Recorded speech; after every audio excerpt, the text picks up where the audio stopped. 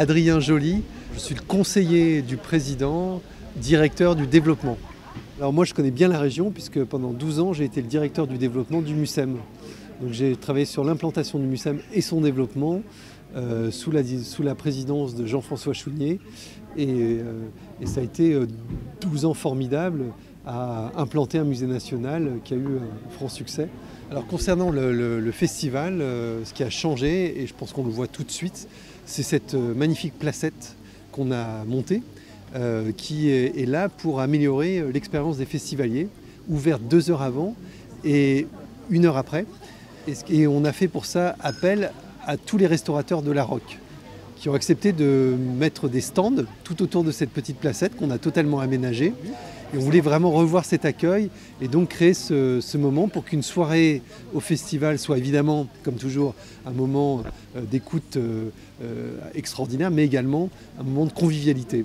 Et puis on voulait aussi régénérer le lien avec les Rocassiens, donc avec les commerçants de la Roque, vraiment être un festival encore plus implanté sur son territoire.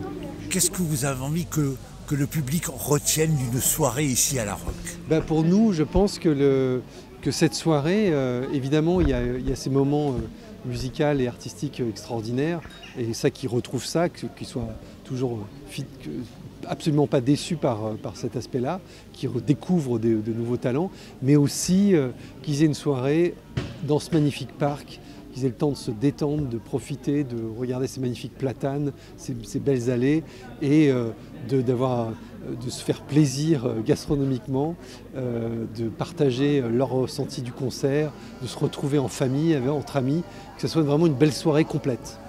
Et alors lorsque l'on consulte le programme, on s'aperçoit que finalement le Festival de la Roque d'Enterron s'essaime un petit peu dans la région, à Marseille entre autres. Alors est-ce que ça fait partie des volontés, des nouveautés que vous avez envie d'installer? Alors il y a toujours eu une implantation dans les villages autour de la Roque, que ce soit Égalière, Rognes, certains sont nouveaux, Miramas, donc toutes les villes et villages à proximité, ça c'est assez ancien.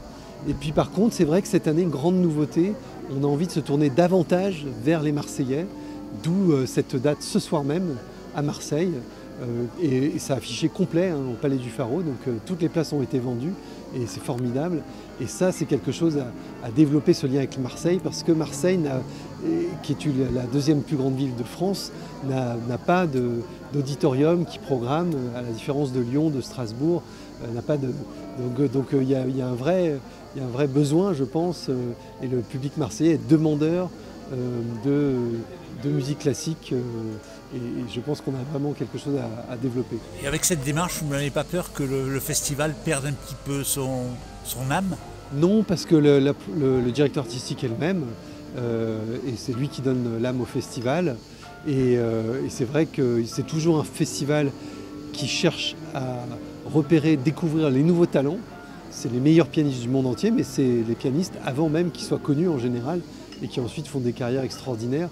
On a des très très jeunes pianistes qui viennent, donc tout ça, on est fidèle au festival grâce à René Martin.